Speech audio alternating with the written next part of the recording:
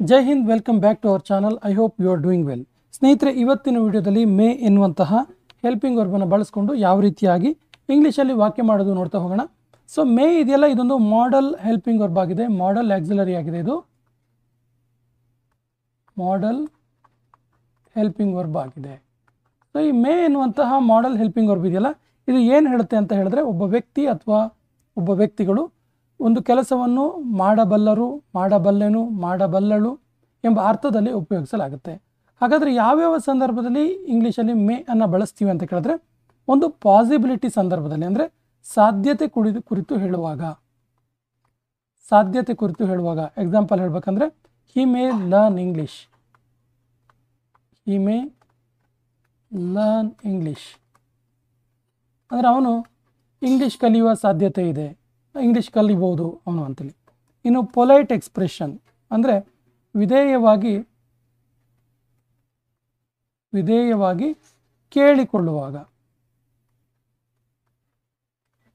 ಕೇಳುವಾಗ, may I come in sir, may I come in sir, ಈ ರೀತಿ ವಿಧೇಯವಾಗಿ ಕೇಳುವಂಥ ಸಂದರ್ಭದಲ್ಲಿ, ಪೊಲೈಟ್ ಎಕ್ಸ್ಪ್ರೆಷನ್ ಸಂದರ್ಭದಲ್ಲಿ ಮೇ ಯೂಸ್ ಮಾಡ್ತೀವಿ. ಇನ್ನು ಬ್ಲೆಸ್ಸಿಂಗ್ ಸಂದರ್ಭದಲ್ಲಿ, ಯಾರಿಗಾದರೂ ಆಶೀರ್ವಾದ ಮಾಡುವ ಸಂದರ್ಭದಲ್ಲಿ,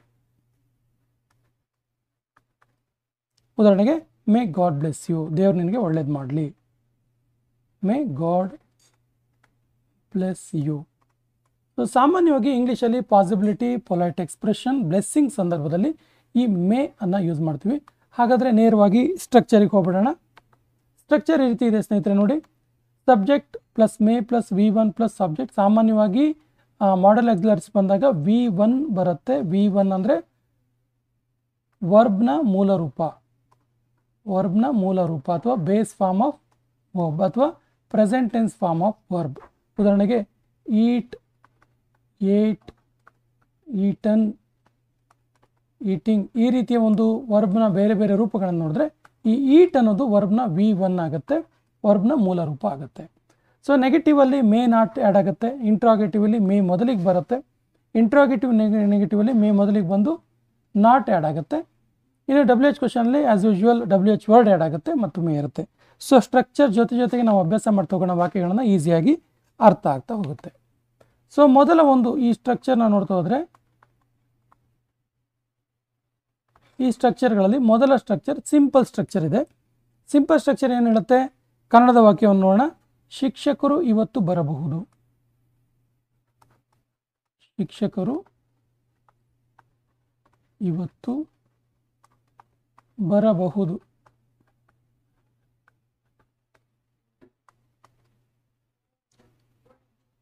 ನೆಗೆಟಿವ್ ಸೆಂಟೆನ್ಸ್, ಶಿಕ್ಷಕರು ಇವತ್ತು ಬರದೇ ಇರಬಹುದು ಅಂತ. ಶಿಕ್ಷಕರು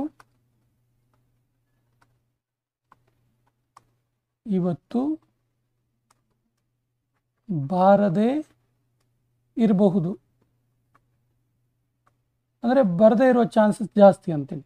ಇನ್ನು ಇಂಟ್ರಾಗೇಟಿವಲ್ಲಿ WH ಕ್ವಶನಲ್ಲಿ ಅಲ್ಲ, SR ನೋ ಟೈಪ್ ಕ್ವಶನಲ್ಲಿ ಇವತ್ತು ಶಿಕ್ಷಕರು ಬರುವರ, ಇವತ್ತು ಶಿಕ್ಷಕರು ಬರುವರ, ಇದೊಂದು ಮಾಡೆಲ್ ಎಕ್ಸಾಂಪಲ್ ಆಗಿದೆ. ಇಂಟ್ರಾಗೇಟಿವ್ ನೆಗೆಟಿವಲ್ಲಿ ಇವತ್ತು ಶಿಕ್ಷಕರು ಬರುವುದಿಲ್ಲವಾ, ಶಿಕ್ಷಕರು ಬರುವುದಿಲ್ಲವಾ. ಇನ್ನು WH ಕ್ವಶನಲ್ಲಿ ಶಿಕ್ಷಕರು ಇವತ್ತು ಹೇಗೆ ಬರಬಹುದು ಅಥವಾ ಏಕೆ ಬರಬಹುದು, ಶಿಕ್ಷಕರು ಇವತ್ತು ಹೇಗೆ ಬರಬಹುದು, ಹೆಂಗೆ ಬರ್ಬೋದು, ಇವತ್ತು ಬೈಕಲ್ಲಿ ಬರ್ತಾರೋ, ಕಾರಲ್ಲಿ ಬರ್ತಾರೋ, ಯಾವ ರೀತಿ ಅಂತೇಳಿ. ಸೊ ಸಾಮಾನ್ಯವಾಗಿ ಈ ಸ್ಟ್ರಕ್ಚರ್ನ ಬಳಸ್ಕೊಂಡು ಯಾವುದೇ ರೀತಿಯ ವಾಕ್ಯವನ್ನು ಮಾಡಿದಾಗ ತುಂಬ ಈಸಿಯಾಗಿ ಇಂಗ್ಲೀಷ್ ಮಾತಾಡ್ಬೋದು. ಸಾಮಾನ್ಯವಾಗಿ ಈ 5 ರೂಪಗಳಲ್ಲಿ ವಾಕ್ಯಗಳಿರ್ತವೆ. ಸೊ ಒಂದೊಂದಾಗಿ ನೋಡೋಣ. ಶಿಕ್ಷಕರು ಇವತ್ತು ಬರಬಹುದು, ಶಿಕ್ಷಕರು ಇವತ್ತು ಬರಬಹುದು. Teacher may come today, teacher may come today. Teacher may come today ಅಂದರೆ ಇದು ಸಿಂಪಲ್ ಸೆಂಟೆನ್ಸ್ ಆಗಿದೆ. ನೋಡಿ, ಸಬ್ಜೆಕ್ಟ್ ಇದೆ, ಮೇ ಇದೆ, V1 ಇದೆ ಮತ್ತು ಆಬ್ಜೆಕ್ಟ್ ಇದೆ. ಶಿಕ್ಷಕರು ಇವತ್ತು ಬರದೇ ಇರಬಹುದು ಅನ್ನೋದಕ್ಕೆ teacher may not come today, teacher may not come today. Teacher may not come today. ಇವತ್ತು ಶಿಕ್ಷಕರು ಬರ್ತಾರ ಇವತ್ತು ಕೇಳೋದಕ್ಕೆ May teacher come today. May teacher come today. ಇವತ್ತು ಶಿಕ್ಷಕರು ಬರೋದಿಲ್ವಾ ಕೇಳೋದಕ್ಕೆ May teacher not come today. May teacher not come today. ಇವತ್ತು ಟೀಚರ್ ಬರೋದಿಲ್ವಾ. ಶಿಕ್ಷಕರು ಇವತ್ತು ಹೆಂಗೆ ಬರ್ತಾರೆ how may teacher come today. How may teacher come today. So ಈ ರೀತಿಯಾಗಿ ಬಹಳ ಸುಲಭವಾಗಿ ಮೇ ಅನ್ನು ಬಳಸ್ಕೊಂಡು ವಾಕ್ಯವನ್ನು ಮಾಡ್ಬೋದು. ಇನ್ನೊಮ್ಮೆ ನೋಡೋಣ. ಶಿಕ್ಷಕರು ಇವತ್ತು ಬರಬಹುದು. Teacher may come today. ಶಿಕ್ಷಕರು ಇವತ್ತು ಬಾರದೇ ಇರಬಹುದು. Teacher may not come today. ಇವತ್ತು ಶಿಕ್ಷಕರು ಬರ್ತಾರಾ ಮೇ ಟೀಚರ್ ಕಮ್ ಟುಡೇ. ಇವತ್ತು ಶಿಕ್ಷಕರು ಬರೋದಿಲ್ವಾ may teacher not come today. ಶಿಕ್ಷಕರು ಇವತ್ತು ಹೇಗೆ ಬರಬಹುದು how may teacher come today. ಸ್ನೇಹಿತರ, ಒಂದಷ್ಟು ಎಕ್ಸಾಂಪಲ್ಗಳನ್ನು ಅಭ್ಯಾಸ ಮಾಡೋಣ. ಇನ್ನಷ್ಟು ಸುಲಭ ಆಗ್ತಾ ಹೋಗುತ್ತೆ. ನೀನು ಇದನ್ನು ಓದಬಹುದು. You may read this. You may read this. ಅದೇ ನೀನು ಈ ಪುಸ್ತಕ ಓದ್ಬೋದು ಅನ್ನೋದಕ್ಕೆ you may read this book. ನೀನು ಈ ನ್ಯೂಸ್ ಪೇಪರ್ ಓದ್ಬೋದು ಅನ್ನೋದಕ್ಕೆ you may read this news paper. So ನಾನು ಊಟ ಮಾಡಬಹುದಾ ಹೇಳೋದಕ್ಕೆ may I eat food. May I eat food. ನೋಡಿ, ಇಲ್ಲಿ ಕ್ಯಾನ್ ಐ ಈಟ್ ಫುಡ್ ಅಂತ ಕೂಡ ಕೇಳ್ಬೋದು. ಅಲ್ಲಿ ತುಂಬ ಫಾರ್ಮಲ್ ಆಗಿರುವಂತಹ ಎಕ್ಸ್ಪ್ರೆಷನ್ ಇರಲ್ಲ, ಅಂದರೆ ತುಂಬ ಪೊಲೈಟ್ ಎಕ್ಸ್ಪ್ರೆಷನ್ ಇರಲ್ಲ. ಬಟ್ ಮೇ ಅಂತ ಯೂಸ್ ಮಾಡಿದಾಗ ತುಂಬ ಪೊಲೈಟ್ ಎಕ್ಸ್ಪ್ರೆಷನ್ ಇರುತ್ತೆ. ಅದು ಗಮನಿಸಿ. ಮೇ ಐ ಈಟ್ ಫುಡ್ ಅಂದರೆ ನಾನು ಊಟ ಮಾಡ್ಬೋದಾ, ನಾವು ತಡ ಆಗ್ಬೋದು, ನಾವು ಲೇಟ್ ಆಗ್ಬೋದು ಅನ್ನೋದಕ್ಕೆ V may be late. V may be late. ನಾವು ಇದನ್ನು ಹುಡುಕದೇ ಇರ್ಬೋದು, ನಮಗಿದು ಸಿಗದೇ ಇರ್ಬೋದು ಅನ್ನೋದಕ್ಕೆ V may not find it. V may not find it. ನಾವು ಇದನ್ನು ಹುಡುಕದೇ ಇರಬಹುದು. ನಾನು ನಿನ್ನ ಮೊಬೈಲ್ ಬಳಸ್ಬೋದಾ, ನಾನು ನಿನ್ನ ಫೋನ್ ಬಳಸ್ಬೋದಾ ಕೇಳೋದಕ್ಕೆ may I use your mobile. ನೋಡಿ, ಇಲ್ಲೂ ಕೂಡ ಪೊಲೈಟ್ ಎಕ್ಸ್ಪ್ರೆಷನ್. ಮೇ ಐ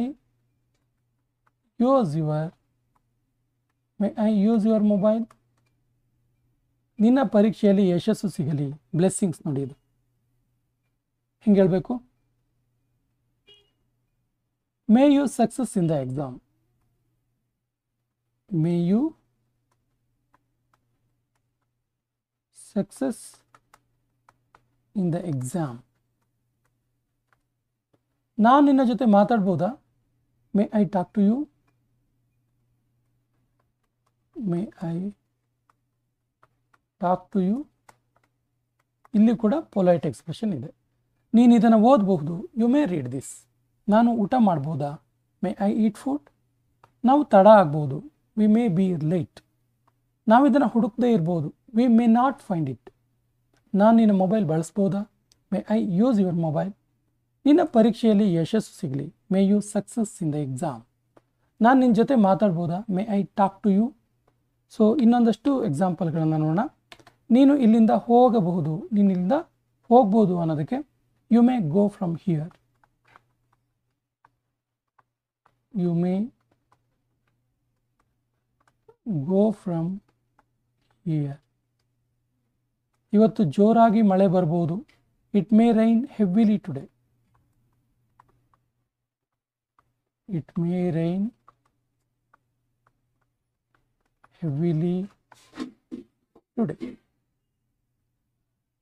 ನನ್ನ ಸ್ನೇಹಿತ ಇವತ್ತು ಬರ್ಬೋದು, ನನ್ನ ಫ್ರೆಂಡ್ ಇವತ್ತು ಬರ್ಬೋದು ಅನ್ನೋದಕ್ಕೆ my friend may come today. My friend may come today. ಅವ್ರು ನಿನ್ನನ್ನು ಅರೆಸ್ಟ್ ಮಾಡ್ಬೋದು. They may arrest you. They may arrest you. ನೀನು ಪ್ರಶ್ನೆ ಕೇಳದೇ ಇರ್ಬೋದು, ನಿನಗೆ ಭಯ ಆಗಿ ನೀನು ಪ್ರಶ್ನೆ ಕೇಳದೇ ಇರ್ಬೋದು ಅನ್ನೋದಕ್ಕೆ you may not ask question.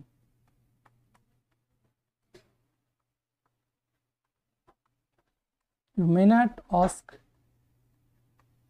Question. ನಾನು ನಾಳೆ ದೆಹಲಿಗೆ ಹೋಗ್ಬೋದು. I may go to Delhi tomorrow. I may go to Delhi tomorrow. ನಾನು ನಿನ್ನ ಜೊತೆ ಊಟ ಮಾಡ್ಬೋದಾ? May I have lunch with you. May I have lunch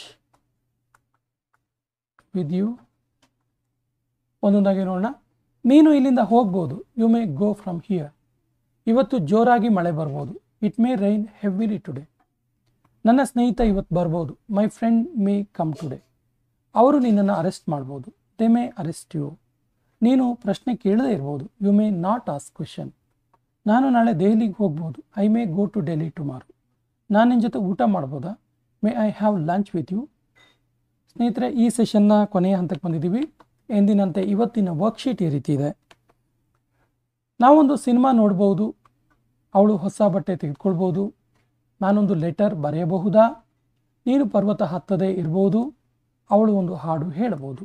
so ಈ ಎಲ್ಲ ವಾಕ್ಯಗಳಿಗೆ ಸರಿಯಾದ ಇಂಗ್ಲೀಷ್ ವಾಕ್ಯವನ್ನು ಕಮೆಂಟ್ ಬಾಕ್ಸಲ್ಲಿ ಕಮೆಂಟ್ ಮಾಡಿ ಮತ್ತು ಮೇ ಎನ್ನುವಂಥ ಹೆಲ್ಪಿಂಗ್ ವರ್ಬನ್ನು ಯೂಸ್ ಮಾಡಿಕೊಂಡು ವಾಕ್ಯವನ್ನು ರಚನೆ ಮಾಡೋದನ್ನು ಕೂಡ ಅಭ್ಯಾಸ ಮಾಡಿ, ಮಾತನಾಡೋದು ಕೂಡ ಅಭ್ಯಾಸ ಮಾಡಿ. ಮತ್ತು ನಮ್ಮ ಚಾನಲ್ ಮೊದಲ ಬಾರಿಗೆ ನೋಡ್ತಾ ಇದ್ದರೆ ಸಬ್ಸ್ಕ್ರೈಬ್ ಮಾಡೋಕ್ಕೆ ಮರಿಬೇಡಿ ಅಂತ ಹೇಳ್ತಾ ಇವತ್ತಿನ ಸೆಷನ್ ಕಂಪ್ಲೀಟ್ ಮಾಡ್ತಾ ಇದ್ದೀವಿ. ಜೈ ಹಿಂದ್.